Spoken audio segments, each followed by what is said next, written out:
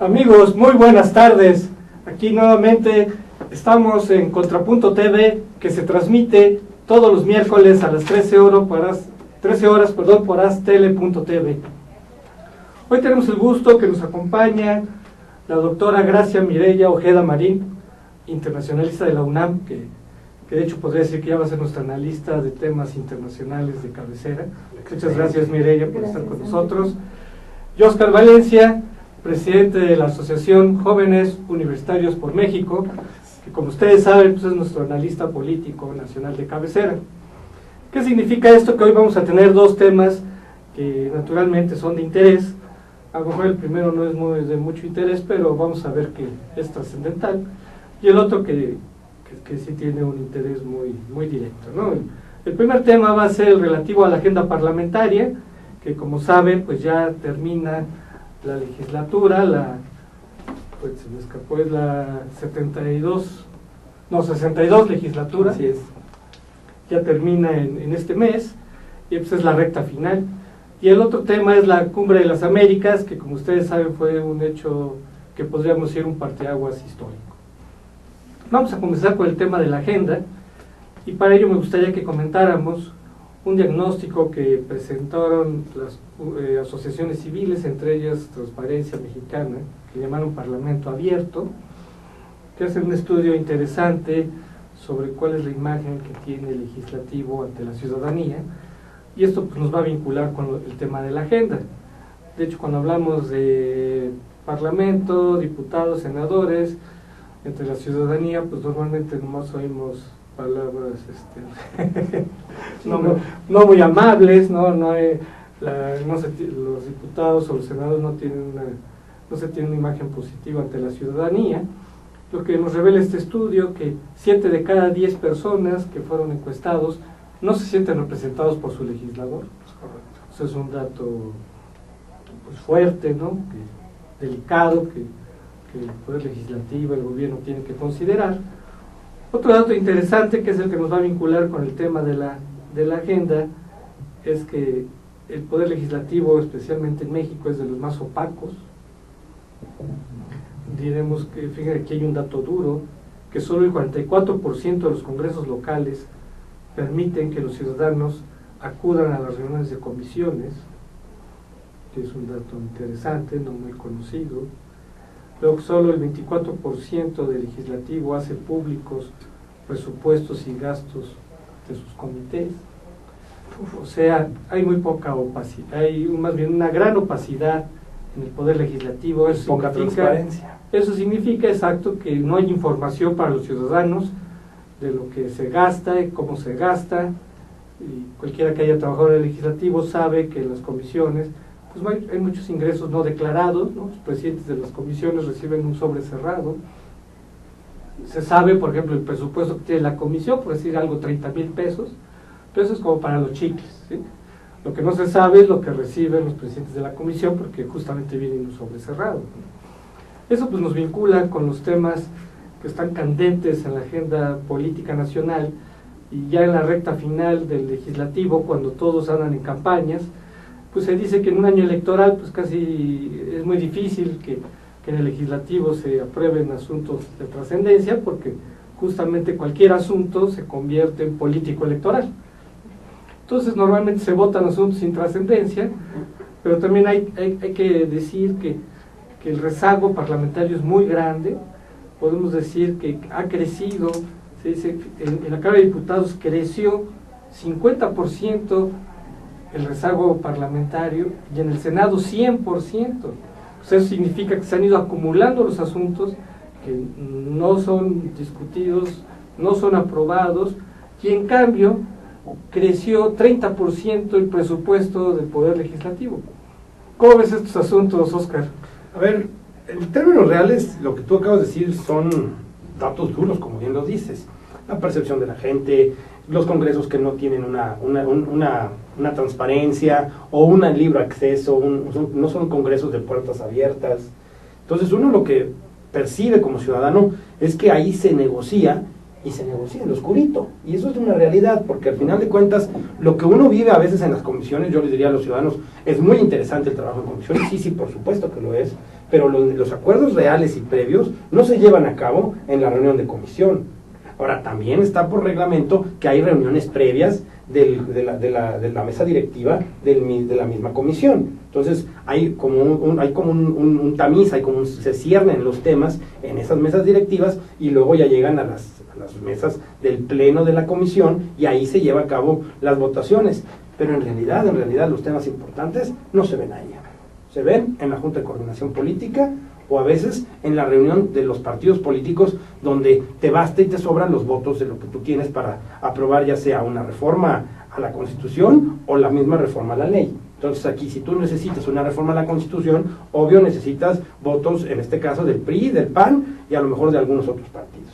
Si requieres nada más la aprobación de una ley, puede ser el PAN con el PRI, puede ser el PRI con el PAN, o el PRI con el PRD, o el PRI solo con la chiquillada. Entonces, ese tipo de equilibrios y de forma de crear estas mayorías es lo que te da el procedimiento de, digamos, de negociación y de consenso que generan los partidos políticos. Sí nos gustaría que fuera más transparente, sí, por supuesto, pero los acuerdos siempre se hacen en una mesa y uno realmente como ciudadano o como parte de ser un gobernado de este país, a veces no te enteras realmente cuáles son las verdaderas negociaciones. Y esto nos lleva a otro tema que tú también dijiste de una manera muy clara, que es que en un año electoral los congresos pues empiezan a sacar ese rezago de lo que tú dices, pero no son temas que son totalmente trascendentes para la vida cotidiana. O sea, sí se están sacando iniciativas, sí se sacan puntos de acuerdo. Ahorita le hice mención uno a nuestra invitada de lujo que tenemos el día de hoy, que se propone ya agilizar los trámites para hacer un tratado de libre comercio con Cuba. Y eso yo creo que si yo te lo hubiera dicho hace, ¿qué te gusta? 6 meses, pues tú hubieras reído de mí. De hecho, estás loco, Oscar. ¿Cómo vas a hacer un tratado de libre comercio con Cuba? Pero hoy, en la coyuntura y en la circunstancia que están dos países como México y Cuba, hoy se puede hablar de hacer un tratado de libre comercio. Entonces, estos son temas que sí causan cierta relevancia, pero que no son los temas trascendentes. ¿Cuáles son estos temas trascendentes hoy? En el Senado de la República, la ley anticorrupción, que está empujando muy fuerte el Partido de Acción Nacional, porque lo trae como una bandera electoral. Volvemos a los temas, como tú dijiste, hoy un tema legislativo de la agenda legislativa impacta directamente en la agenda electoral. Entonces, ahí todo el mundo tiene sus propias precauciones y sus propios procedimientos, y entonces estos temas, en vez de que salieran de una manera ágil y rápida, pues entonces se traban en las comisiones y no les vamos a ver la luz, sino hasta después de que tengamos una nueva legislatura con 500 nuevos diputados y nuestros mismos 128 senadores.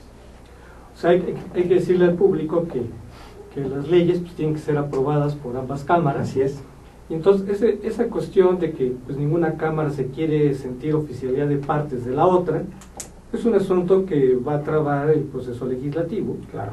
Porque pensemos, si llega el sistema anticorrupción o cualquier ley al Senado, llega la ley de transparencia a la Cámara de Diputados, si ya fue aprobada por la otra, pues cada cámara pues quiere meter mano, ¿sí? Porque dice, bueno, y no cuestión de comas o de puntos, sino ideas o propuestas, ¿verdad?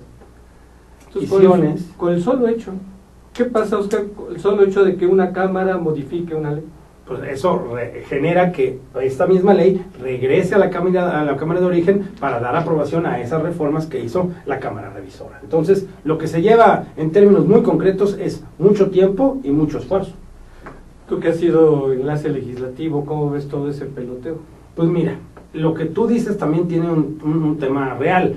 La Cámara de Diputados se ha sentido solamente la oficialidad de partes del Senado. O sea, las leyes y los temas trascendentales han salido del Senado a Cámara.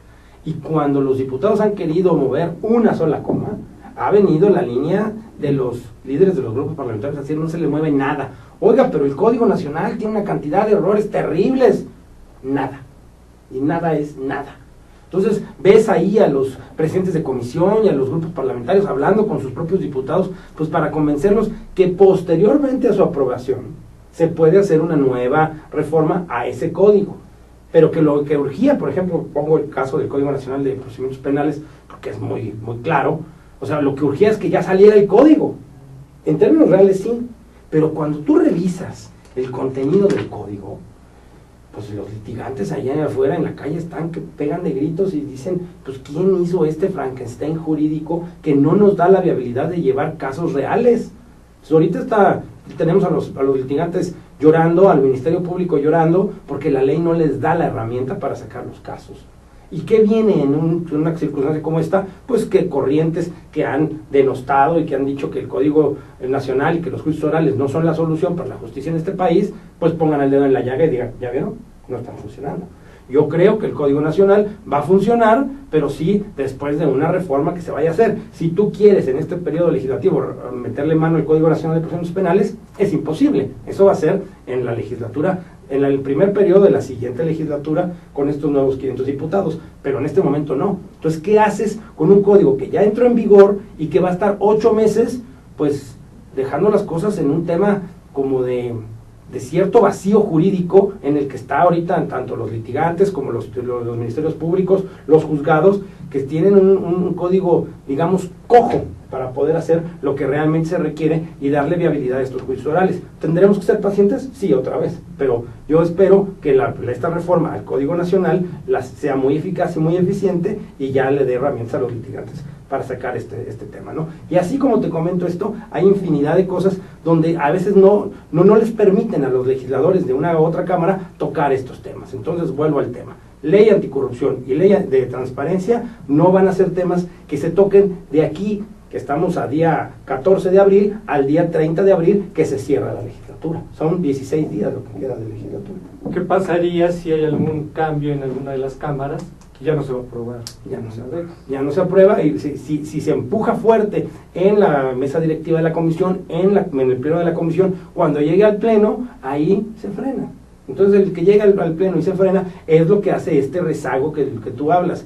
Porque yo queriendo hablar bien de diputados y senadores, te puedo decir que esta es una de las legislaturas más productivas que ha habido en muchos años. Estas reformas estructurales que se sacaron en este periodo legislativo son trascendentales. ¿Por qué? Porque modifican el marco jurídico de nuestro país.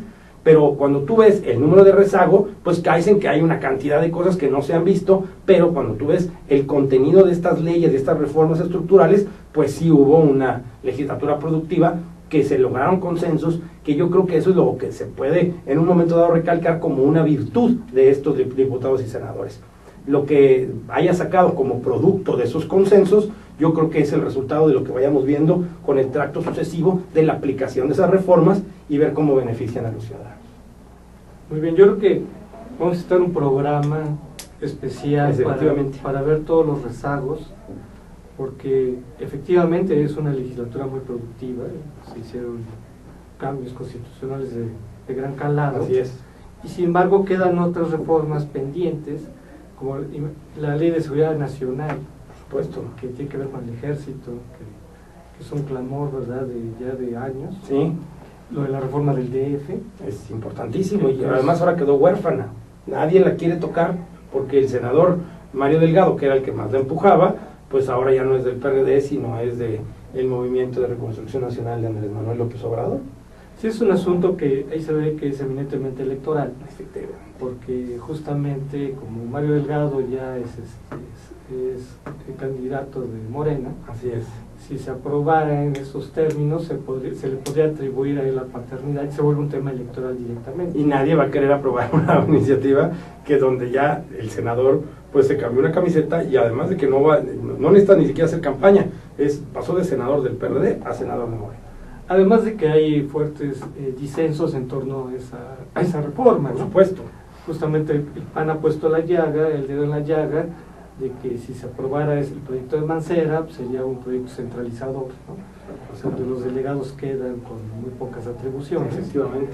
Y también hay otro elemento importante que ahora hasta el mismo Mancera está percibiendo.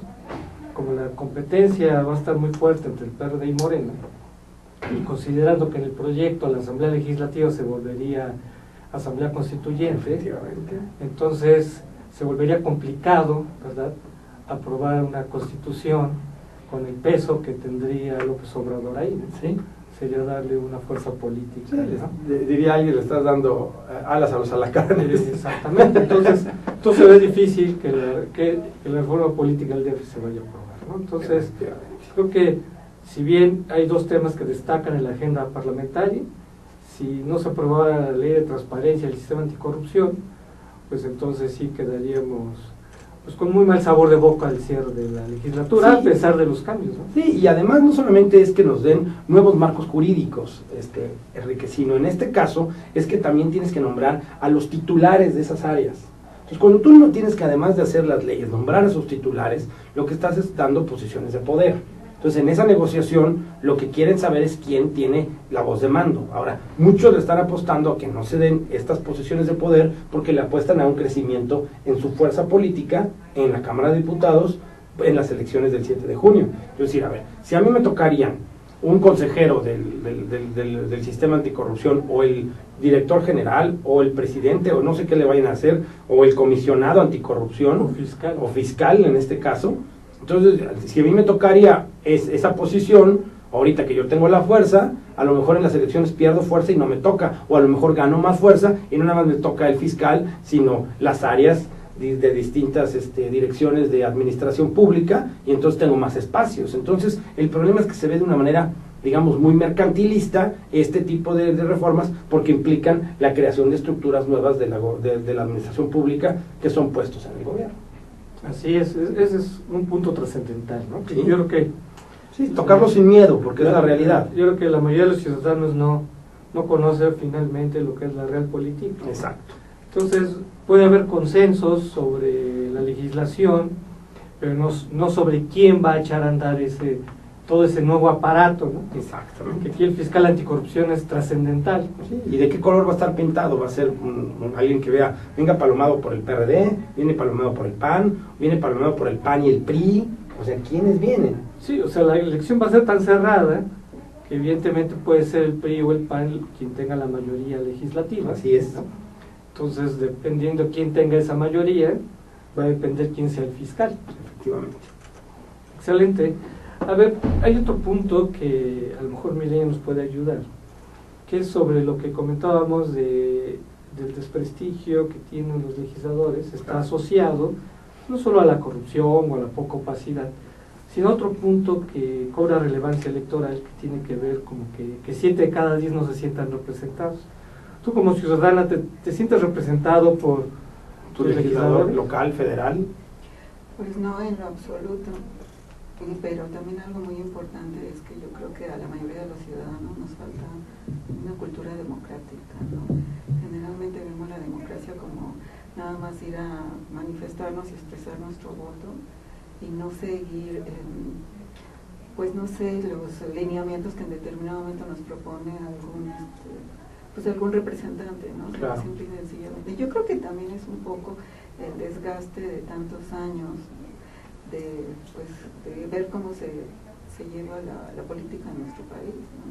En un momento en que, pues sí, es el cansancio, el desgaste, ¿no? Simple y sencillamente, pues he escuchado algunos reportajes que ahorita están, pues, muchísimos comerciales hablando de que manifiéstate, vota, elige, etcétera, etcétera. Entonces, cuando ves cómo se manifiesta esta corrupción que vivimos, Claro. que incluso se vio en la Organización de Cooperación y Desarrollo Económico. Hace 15 días se publicó un documento muy importante sobre corrupción y brindando los lineamientos, pues la gente, y hasta cierto punto es entendible, ¿no? Dice, bueno, pues si yo me tengo que preocupar porque mi salario mínimo es de 60 pesos y con eso tengo que mantener a toda la chiquillada, pues a lo mejor, pues sí, te haces a un lado y pues yo no sé qué vaya a pasar con estas elecciones, pero a mí me preocupa el abstencionismo, ¿no? Sin duda. Y también, bueno, sí votas, pero en determinado momento no te queda claro por quién estás votando, pues también es el equivalente como si no votaras, ¿no? Así lo veo. Totalmente de acuerdo. Pero a ver, digamos, hay toda una tendencia muy abstencionista y promotora del voto nulo. Pero yo me pregunto, ¿qué nos hace más daño?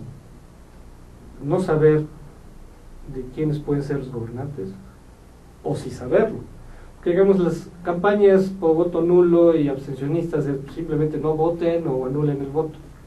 Y hago abstracción de quiénes son los que están participando. O sea, digamos, la posición más fácil es ser nihilista. No, pues, niego al sistema porque es corrupto y por lo tanto lo rechazo. Pero esa posición simplemente es negativa, ¿no? Y y no pasiva. brinda alternativas. Exacto. ¿No crees que lo mejor es estar enterado? Porque No, finalmente por supuesto. la política son personas, ¿no? Más que partidos son personas, ¿no? Que pueden estar en 1000 partidos o a lo mejor nada más están en uno. ¿Tú qué piensas de eso? No, definitivamente pues hay que tratar de estar enterados y bueno, por muy mínimo que sea de que tú puedas pensar que en determinado momento a lo mejor no vas a lograr un cambio, pues sí se han logrado cambios, ¿no? Por supuesto, el más grande cambio que se dio, a mi parecer, fue la alternancia en el poder, ¿no? Eso ya nos puede hablar de algo que no se hubiera logrado si no hubiera habido estos cuestionamientos. Claro. Pero sí me preocupa pues que siga habiendo abstencionismo y que crezca, ¿no? Precisamente por esta pues especie de desilusión, ¿no? En quien estás depositando tu confianza y tu voto, ¿no? Yo ahí estoy totalmente de acuerdo y sí, la verdad es que al final de cuentas, independientemente de todo cómo esté el sistema político, la labor de nosotros los ciudadanos es averiguar quiénes son nuestros candidatos, cuáles son sus propuestas, qué plataforma tienen los partidos, cuáles son hoy por hoy los candidatos independientes, cuáles son sus propuestas también que tienen, que me parece que son muy valiosas, y ir a esa urna y depositar un voto consciente, más allá de lo que pueda después de ejercer nuestro derecho a esa democracia representativa, a hacerlo una democracia participativa. Sí, ahora ya te elegí, ahora yo voy a darle seguimiento a tu trabajo y quiero que si esas iniciativas que estás proponiendo las estás teniendo bajo consenso de ese distrito que te propusimos, del cual obtuviste el voto, y que también propuestas de la gente de ese distrito puedan ser por tu conducto parte de ser una iniciativa y posteriormente ley. Entonces a mí me parece que sí hay mucho que hacer en estos temas legislativos. Ahora también vamos a elegir delegados y el delegado al final de cuentas, por lo menos en este DF, nos tiene que poner nuestro foco, nuestra calle, nuestra banqueta, cuándo pasa la basura. Esos son temas que impactan directamente en la vida cotidiana del ciudadano del DF y ahí también es importante darle seguimiento y estar consciente de que estas administraciones delegacionales pues tienen que ser más eficaces y más eficientes y igualmente más transparentes, ¿no? Porque ha sido un despilfarro de recursos que a veces uno se da cuenta que alguien es delegado y pelean estas candidaturas porque resuelven su vida para siempre, ¿no? O sea, se hacen de unos recursos impresionantes y uno se pregunta de dónde salen esos recursos y al final de cuentas son recursos públicos. Pero vean la gravedad del asunto. En el proyecto de transparencia, el Poder Legislativo queda con un periodo de gracia justamente para que esta actual legislatura no pueda ser fiscalizada. Entonces, le pasan la bolita a la siguiente legislatura. Sí. Pero ven, si no se aprueba este sistema de transparencia y anticorrupción, que son dos caras de la misma moneda, así es, resulta que los siguientes diputados se van a poder reelegir. Entonces vean la trascendencia del asunto. Sí, o sea, más allá de que esta legislatura no se pueda fiscalizar, bueno, ya van de salida y puede haber ya borrón y cuenta nueva. Pero en los siguientes ya no, porque los siguientes se van a poder reelegir, tengo entendido, 2 veces. 2 veces. Entonces, se pueden quedar, ¿verdad?, 9 años y le pueden dar vueltas al asunto, ¿verdad? Se la van a dar. Porque ya no les va a convenir que puedan ser fiscalizados simplemente estos dineros de las comisiones u otros más que no conocemos, ¿no? Así es. Entonces, esa es la trascendencia de este punto, de por qué sí es importante que avance esto, para que las siguientes legislaturas ya tengan que cumplir. No es que yo hable mal de un solo partido político, pero el tema es lo que se planteó, por ejemplo, a los líderes coordinadores de la bancada del PRI, es que dijeron, sí, transparencia sí, pero poco a poquito.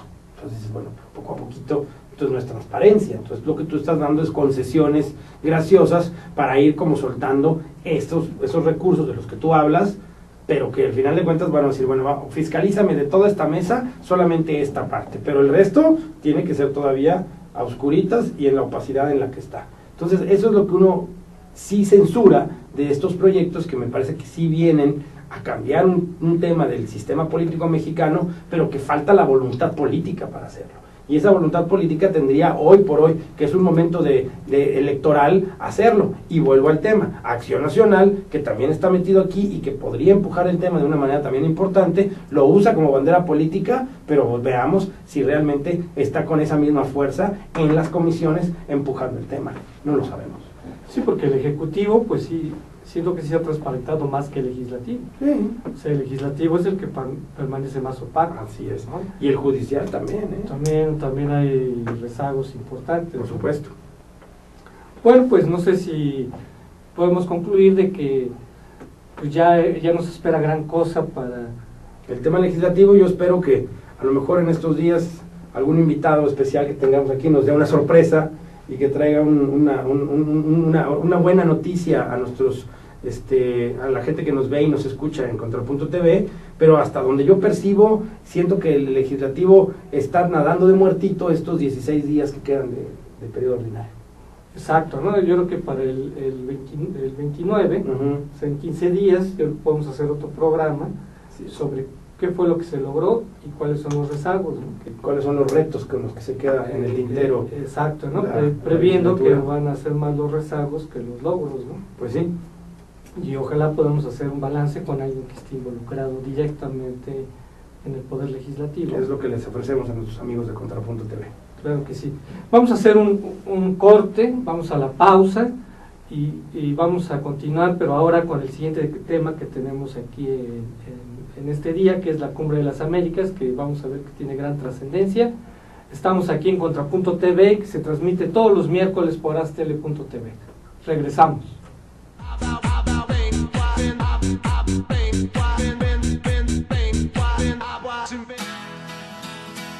Crea tu propio negocio. Haz realidad tu proyecto. Comparte ideas para ganar dinero. Impulsa y entrena tu talento. Procura emprendimientos rentables y con futuro. Empieza hoy. Dayman, la receta del éxito. Dayman, por más de 7 décadas y con presencia en más de 9 países, se ha consolidado exitosamente como una empresa que desarrolla, fabrica y distribuye colorantes, saborizantes y productos alimenticios por excelencia. Nuestros productos abastecen a una amplia industria dedicada al manejo de alimentos micro, pequeña y de media a grande escala, ya que estos cumplen con altos estándares de calidad a nivel nacional e internacional y están elaborados para satisfacer las necesidades del mercado y gustos de nuestros consumidores. Nuestro principal objetivo es brindar un producto de calidad que nos permita mantener la lealtad de nuestros clientes y consumidores, excediendo sus expectativas de servicio. En Dayman desarrollamos la creatividad e impulsamos al máximo nuevos negocios. Dayman, proveedores de color y sabor por excelencia. Con Trujillo Betanzos y Asociados, tus proyectos están en buenas manos. Trujillo Betanzos y Asociados te ofrece servicios de fe pública en materia mercantil, asesoría legal, contable, fiscal y de negocios, litigio civil y mercantil, evaluación y asesoría financiera y área académica. Porque nuestros clientes son nuestros mejores amigos.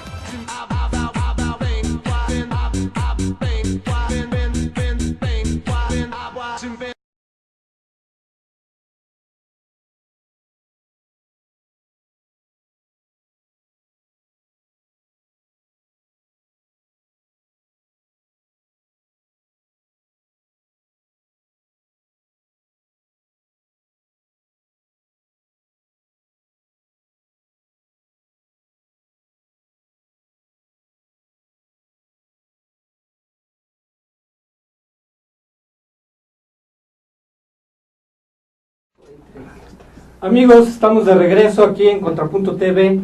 Vamos a tratar ahora el tema de la Cumbre de las Américas, que como ustedes saben fue un hecho histórico, pues marca el inicio de la reconciliación después de más de medio siglo de Guerra Fría entre Estados Unidos y Cuba. En 1989 ustedes saben que terminó la Guerra Fría, sobre todo en las relaciones entre Estados Unidos y la Unión Soviética, que fue un hecho que marcó la historia del siglo XX. Incluso se dice que el siglo XXI comenzó con la caída del muro de Berlín.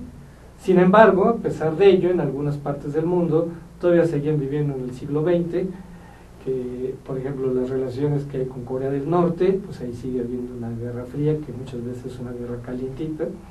Y bueno, pues estaba el tema de Cuba, que marcaba las relaciones hemisféricas, pero que gracias a iniciativa de Obama y que fue bien vista por los hermanos Castro, concretamente con Raúl, pues se ha iniciado la reconciliación y esta semana tenemos la gran noticia de que ya Cuba no forma parte de la lista de países terroristas, aunque todavía no se ha quitado el bloqueo, porque ahí está una ley Helms-Burton.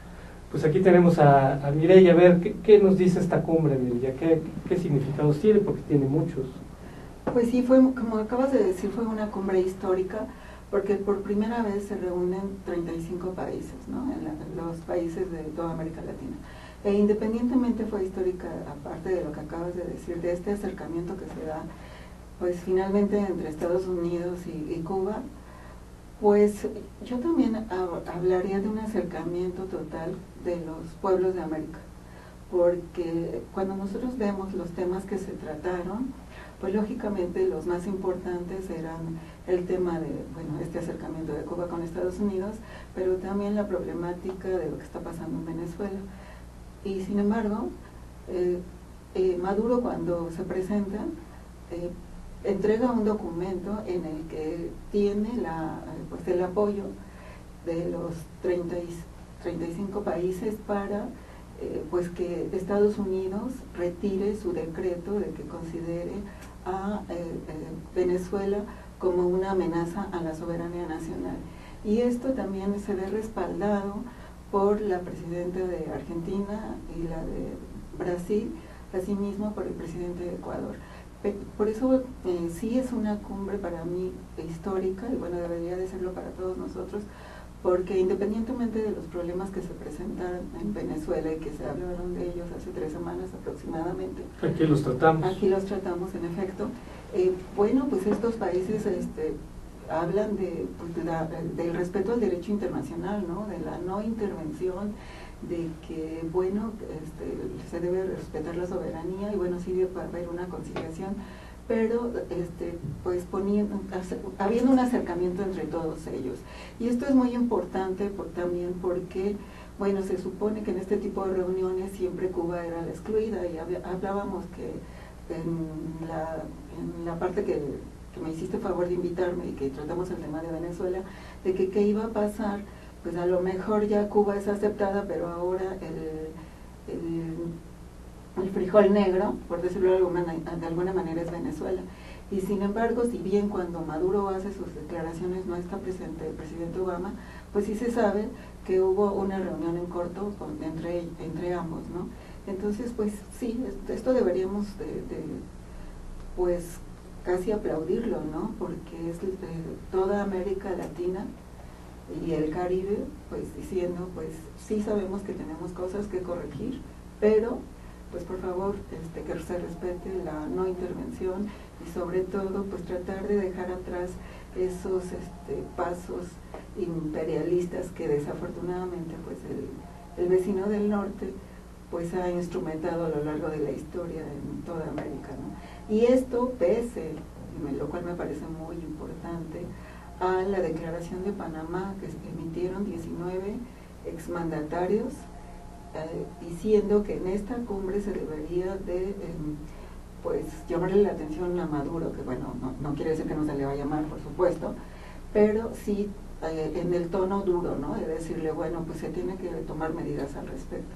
Y es algo que todo América Latina dijo, pues no, UNASUR, que lo habíamos comentado en una ocasión anterior, y la comunidad de estados latinoamericanos y del Caribe, que son 35, pues apoyan a Maduro en el sentido de que Obama, pues por favor, retire este decreto considerando a Venezuela una amenaza nacional, ¿no?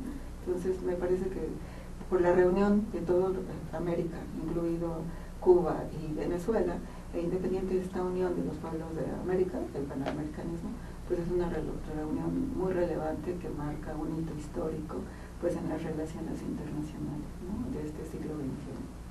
Oscar, ¿qué te motivó esta cumbre?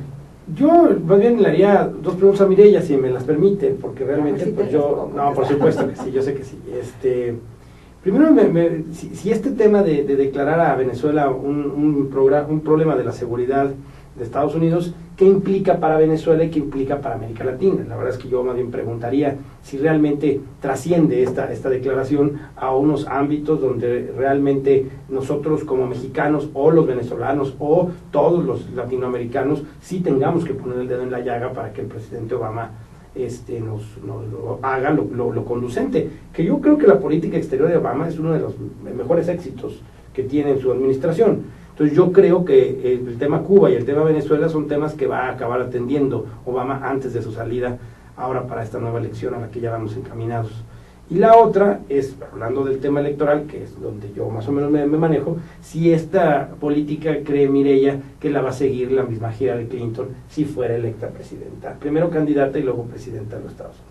La segunda pregunta, ahorita me la vuelves a repetir. Correcto. Lo de esto, del tema de seguridad nacional, fue precisamente lo que tratamos en la reunión del 25 de marzo que estuvimos aquí, ¿no? Previo a Semana Santa.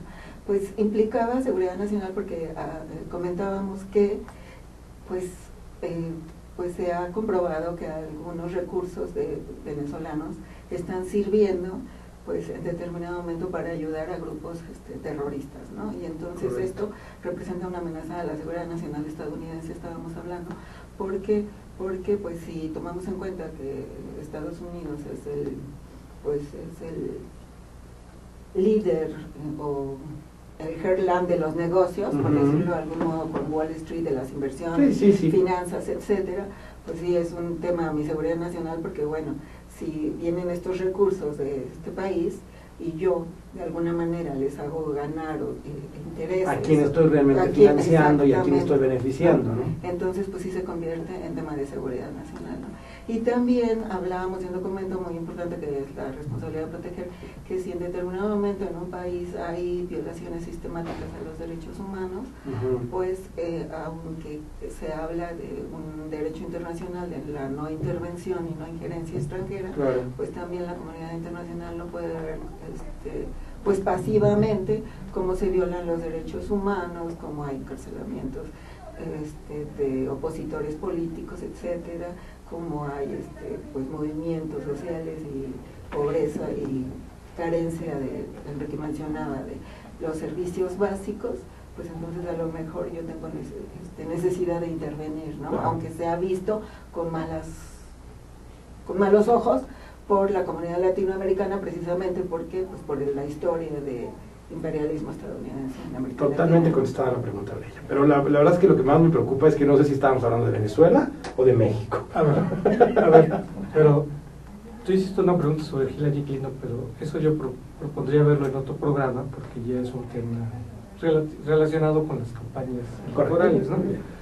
Luego nos hemos ido mucho por el tema de Venezuela, que sin dejar de ser importante, el tema de la cumbre fue Cuba.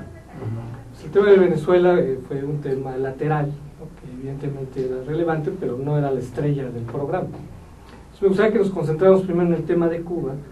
Yo quiero pensar por qué Obama tuvo esta iniciativa del deshielo, qué es lo que motiva. Mireya señaló que justamente las relaciones entre Estados Unidos y América Latina en parte han sido marcadas por el imperialismo, el intervencionismo. Totalmente de acuerdo. Pero bueno, es un planteamiento muy general, ¿no? Pero si ya nos vamos al detalle, ¿no? Entonces ese esquema del imperialismo no permitiría explicar por qué Obama tuvo esta iniciativa. Si toda la política de Cuba de Estados Unidos es imperialista, ¿por qué Obama tendría que tener esta iniciativa? ¿Qué es lo que lo motiva? Si ya hasta cierto punto ya va de salida. Yo tengo mi punto de vista, pero me gustaría primero escuchar el de Mireya. A ver, Mireya. ¿Cuál es el acercamiento de ¿Por qué Obama tuvo esta iniciativa del deshielo con Cuba? Pues yo lo comentaría desde el punto de vista de que, bueno, pues ya se terminó prácticamente pues con el derrumbe del muro de Berlín, el desmembramiento de la Unión Soviética, pues ya se habla pues de uno o dos países que todavía estaban bajo la égida comunista, ¿no? O por ejemplo que estaban pues como confrontando a Estados Unidos. Y bueno, uno de ellos tú lo mencionaste, es Corea del Norte, ¿no? Pero en América pues prácticamente pues sí ya se habló, incluso cuando se crea el Grupo de los Ocho, de que se incluya la Unión Soviética para que, bueno, traten de caminar juntos hacia una comunidad internacional que se entienda en los mejores términos, pues aparentemente ya apareció la amenaza desaparece la amenaza de la Guerra Fría, y entonces pues Cuba queda ahí como el único solitario, pero en realidad ya que ya que se va a enfrentar, ¿no? Ya cuál es el peligro. Eso es lo que desde ese punto de vista yo lo vería, ¿no? Ya desaparece la Guerra Fría, ya la Unión Soviética pues tiene sus problemas, pero en su zona de injerencia, que es el Cáucaso, Ucrania, etcétera, pero aquí, bueno, pues ya el único que queda es Cuba. Y oye, en Estados Unidos se habla de que, no sé si la primera amenaza, nos dice Huntington, es la amenaza hispana, también la amenaza cubana, ¿no? Que hay muchos cubanos que tienen inversiones, sus ancestros siguen viviendo en ese país. Bueno, ya pasaron 60 años, quizás es el tiempo de la reconciliación, yo lo vería desde ese punto de vista, ¿no? Y bueno, aunado a eso, que a pesar de que en Estados Unidos se termina, hay una guerra por acabando con la esclavitud, tratando de terminar por la esclavitud entre 1861 y 1865. Sin embargo, observamos que hasta el siglo XX, 1964, con Martin Luther King, es cuando ya se acaba de una segregación racial y bueno, todo el mundo se puede hablar de una igualdad en pleno siglo XXI, y se permite el ascenso de un presidente pues con raíces afroamericanas. Pues entonces, pues que estamos en un mundo en que se necesitan cambios, ¿no? Y el principal cambio es pues dejar de ser el malo de la película y que pues una isla pues sea mi enemiga, para mí que soy el hegemón aparentemente triunfante en este siglo XXI, ¿no? Yo creo que lo que dice Mireya tiene todo sustento, nada más que también creo que esa es la parte como del discurso hacia los medios, hacia la gente. Ahora, yo también creo que hay un tema donde, pues si se quiere ser congruente con los derechos humanos, tienes que actuar ahí. Si se quiere ser congruente con una postura demócrata, tienes que actuar ahí, tienes que demostrarlo con hechos. Y uno de los principales puntos de mi vista es ese eje, me parece también un tema electoral. Ahora, si la comunidad latina y en Miami, habiendo tanto cubano, tú puedes agarrar y decir, yo ya no veo a Cuba como mi enemigo, yo puedo pensar que esto puede dar un impacto electoral, por ejemplo, en el tribunal de Tallahassee, donde ahí pues también se deciden presidencias de la República, y la presidencia de los Estados Unidos, aquella famosa de Al Gore contra George Bush, se decidió en Miami. Entonces, si tú piensas desde un punto de vista electoral, puede ser que también diga, esto nos puede llevar votos a la bolsa de los demócratas. O perder votos, porque acuérdate que para la comunidad cubanoamericana, pues ellos han sido muy críticos de Obama, porque dicen simplemente, en Cuba sigue habiendo una dictadura, ¿sí? Independientemente. O sea, más allá de la buena fe y todo, en Cuba se siguen violando los derechos humanos, en Cuba no hay libertades. Pero esto tiende a una apertura económica, te puede dar una apertura en otros tenores. Entonces yo sí creo que si se lo maneja bien con el discurso que acaba de dar Mireya y encaminado a eso, yo creo que Miami y todo Florida va a acabar siendo pues, demócrata, y le van a acabar dando los votos a lo mejor a ese candidato demócrata que no sabemos quién es, que a mí me puede parecer que puede ser Hillary Clinton, y que eso le beneficia mucho a Margarita Zavala. Bueno, yo nada más respondiéndote al que es el discurso, pues del discurso de los medios, pues sí, pero los medios pues es el cuarto poder, ¿no? Claro. Prácticamente. Yo coincido. Y la CNN, en lugar de tener 5 miembros del Consejo de Seguridad, se habla que el sexto permanente es la CNN, ¿no? CNN. Entonces los medios de comunicación es algo fundamental. Eso. Entonces, pues, para el convencimiento y para, claro, como tú estás hablando, para las elecciones que vienen, pues es básico, ¿no? El discurso, sea discurso, sea real o no, pero es el discurso político, y esto es lo que te gana de y la retórica es trascendental en términos de lo que estás haciendo en una arena política. Y también regresando a esto de que hay que ser congruente, quizás también, pues bueno, si yo estoy hablando de que hay violación a los derechos humanos en Venezuela, pues tengo que ser congruente, yo como Estados Unidos, como defensor de los derechos humanos, pero también, por eso saqué el tema de la comunidad afroamericana, ¿no? ¿Por qué? Porque a pesar de que el discurso dice que desde 1865 se acaba la esclavitud, es hasta 1965 cuando se le dan votos, y ahorita tú ves, y en Alabama y en todos estos lugares, pues policías blancos pues luego se van contra golpeando los afroamericanos. a Entonces era lo que comentaba yo hace 3 semanas en la clase, con mi maestro Enrique, pero en este programa, ¿no? Cuando decíamos, bueno, ¿y por qué ¿por qué México no se ha manifestado respecto a lo que está pasando en Venezuela? Y yo le comenté, pues es que con qué autoridad ética y moral podemos decir eso cuando aquí pasan ciertas cosas. Permíteme. Y también, en el caso del presidente Obama, pues también él dio su decreto, pero no olvidemos que Estados Unidos, pues más que nada es un país 100% corporativista, ¿no? La corporación es el núcleo del Estado. Y algo muy fundamental es que yo recuerdo perfectamente cuando Obama da esta ley migratoria.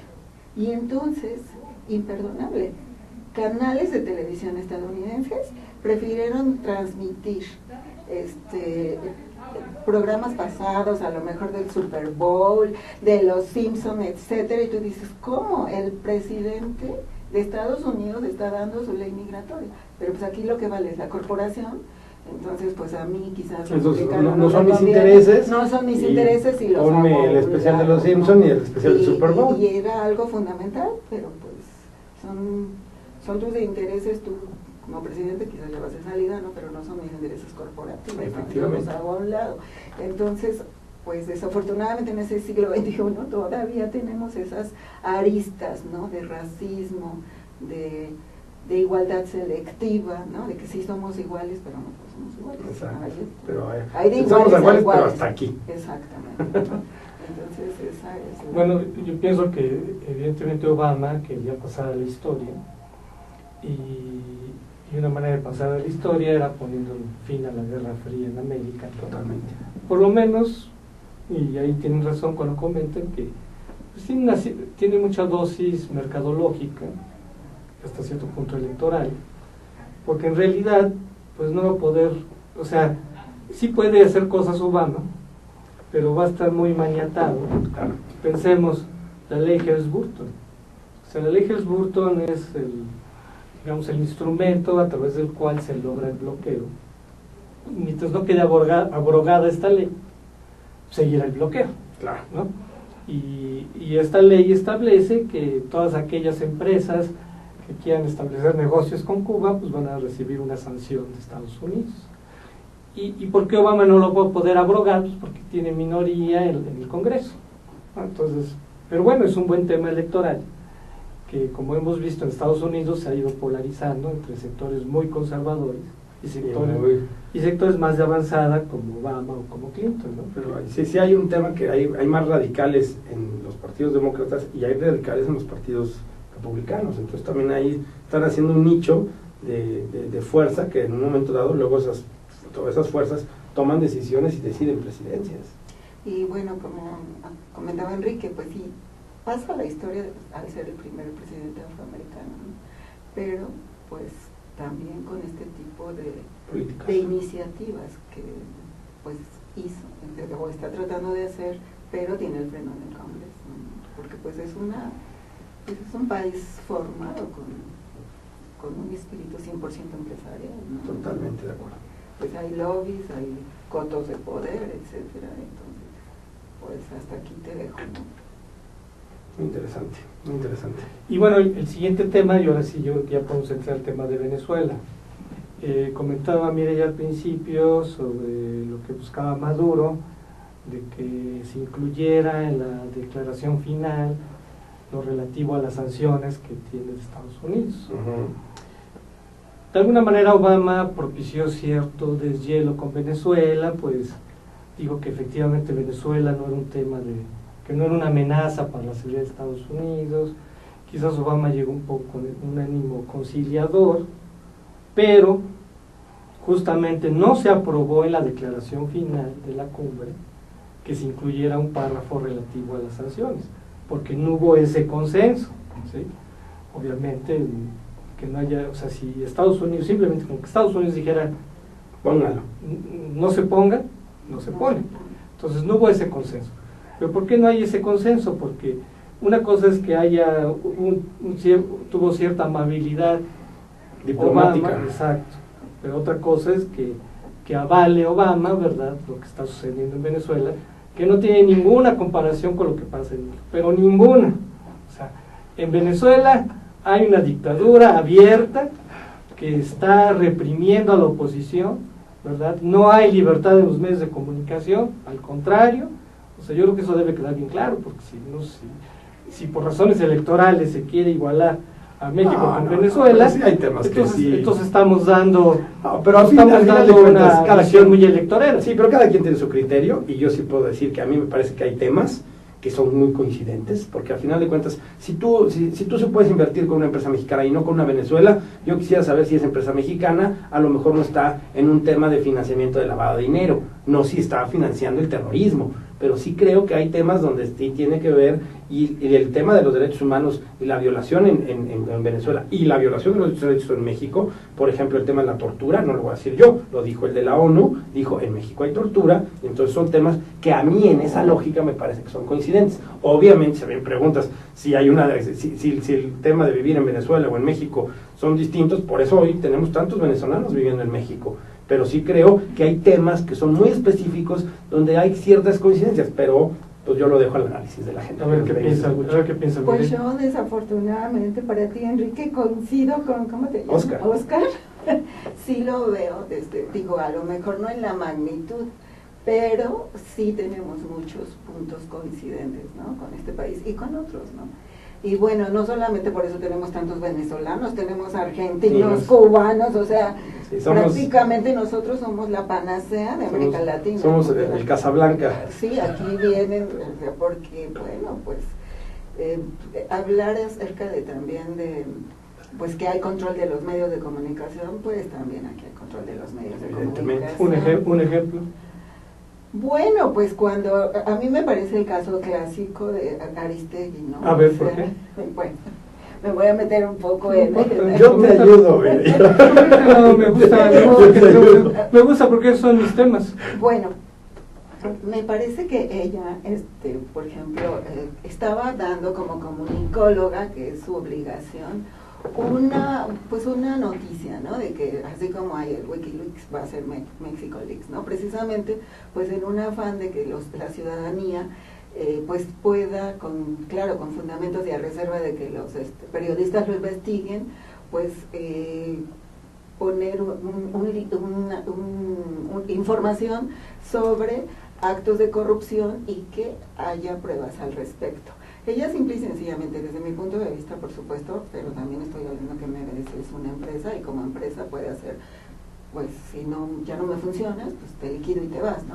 Pero para mí ella estaba dando una información y entonces como que se desvirtuó un poco la información hablando de que, bueno, había ahí un... ¿Pero qué dijo exactamente? ¿Cuál pues fue el ella motivo? Nada más dio la noticia de que existía, iba a haber una plataforma que se llama México Leaks para que si uno sabía sobre temas que fueran contra el bien común o el bien público y que hablaran de corrupción, etcétera, uno podía... ¿Pero cuál fue el motivo del pero ¿cuál fue el motivo del conflicto? Porque la MBS dio como que MBS estaba respaldando o había que iba a haber un convenio. Había un convenio aparentemente, pero ella lo dijo. Estrategia. Ella lo dijo. Pues yo escuché la noticia y no lo dijo, pero bueno, a reserva de que lo investiguemos, porque yo lo escuchaba todos los días. Y MBS ya perdió mucha audiencia, adeptos, creo, y ya nos fuimos muchos con Leonardo Curcio-Cravo. Entonces, bueno, ahí anda uno buscando. Pero a lo que voy es que, bueno, creo que ahí sí hubo ella estaba investigando con su equipo de investigaciones especiales algunos casos sobre corrupción o los recursos que de repente pues no había declaración por medio del Ejecutivo y del Secretario de Gobernación, me parece, etcétera. Entonces estaba la investigación y entonces es una manera de, pues, corto la información y bueno, agarro este pretexto, yo así lo veo. Bueno, y te hago a un lado, ¿no? Como coincido en esa parte, pero también pasó con el señor Gutiérrez Vivo en Radio Red, ¿no? Sí, en su momento, ¿no? En su momento, pero yo lo que creo es que al final de cuentas, investigaciones como la Casa Blanca y el tema con la fuerza que había agarrado en ese momento, lo de Ayotzinapa, lo de Tlatlaya, y en la difusión y el tipo de periodismo que que hacía Aristegui, más allá de que nos guste o no nos guste, tenía un nicho de cierta audiencia que estaba siguiendo este tipo de investigaciones, de periodismo, de hacer un noticiario que tenía un rating que verdaderamente, si ganaba $1,000,000 al mes, pues no era una cosa menor. Y lo que se estaba dando, desde mi punto de vista, es el tema de la libertad de expresión. Exacto. No confundamos el tema si es una empresa o no es una empresa. No confundamos si hay la posibilidad de meter una plataforma o no una plataforma. Pero yo lo que digo es, hay una libertad de expresión que a mí me parece que todo ese esquema que había generado Aristegui iba dirigido a hacer una investigación que al gobierno federal no le gustaba y que le estaba perjudicando en temas electorales. Bueno, creo que ya, viendo ya el tiempo, ya se nos acabó el tiempo, justamente con este tema. Cuando se puso más interesante. No, ese era otro tema, yo creo que luego lo dejaremos, pero siempre yo más les haría una pregunta. Ustedes que dicen que es más o menos lo mismo Venezuela que México, a ver, ¿cuándo son? A ver, no, hay que decir las cosas claras. A ver, ¿cuándo son las elecciones en Venezuela? ¿Alguien sabe? No. Pues las está retrasando. Por eso, pero ¿cuándo es la fecha? A ver, sea, no es que no importa. A ver, fíjense, es tan democrático Venezuela que va a haber elecciones este año y no se sabe la fecha. A ver, ¿cómo es posible que en este país, a ver, no se sepa? A ver, va a haber elecciones este año. Nosotros vivimos no se sabe. un esquema parecido hace unos años donde no Aquí importaba la fecha. Porque pero ¿cómo que no importa? No es ¿cómo que no importa? A ver, si fuera realmente un país tan similar a México, ¿verdad? Entonces aquí en México no se sabría cuándo son las elecciones. No, pero y aquí sí se sabe cuándo va a haber elecciones. Allá no se sabe cuándo va a haber elecciones. Eso más nos da una idea, a ver cómo se puede comparar un país con otro país. Son puntos finos. Pero es un punto trascendental en una democracia, que no se sepa cuándo hay elecciones. Eso nos da una idea, ¿verdad? ¿Qué tanto se pueden comparar un país con el otro? Bueno, ¿sí? pero también, y ya para contestar un poquito tu pregunta, estábamos diciendo que hay algunos puntos de comparación, no podemos ser tan radicales, ¿no? No todo es negro, ni todo es blanco, también hay sus grises, ¿no? Pero, por ejemplo, la historia de Venezuela, pues, nos guste o no, sí ha sido una historia un tanto complicada en las elecciones, ¿no? A diferencia de nuestro país, que estuvo el PRI ¿desde cuándo? Y pues ya le sabías, ¿no? La democracia perfecta. La dictadura perfecta, ¿no? 70 años. Exactamente, y aquí, con sus asegúnes y si no, pues no tiene un montón de tan dictadores fácil, Venezuela, tiene un montón de dictadores Venezuela. Y México también. Sí, México también, pero disfrazados. Bueno, aquí con nombre y apellido hay que decir quién. Pero bueno, amigos, pues les agradezco mucho su participación. Gracias. Creo que aquí hay temas que nos pueden dar para muchos otros programas. Agradecemos a la audiencia de Contrapunto TV. Me dio mucho gusto que se pusiera bueno el debate. Lástima que ya se puso hasta el final. Sí. Exacto. Pero bueno, eso es motivo para que nos volvamos a reunir y ya veremos cuáles son los temas de interés. Estamos aquí en Contrapunto TV, ya terminamos, que se transmite todos los miércoles por astl.tv. Los dejamos aquí con el siguiente programa que es de gran interés, que se llama Si yo fuera servidor público. Hasta la próxima. Gracias. Gracias.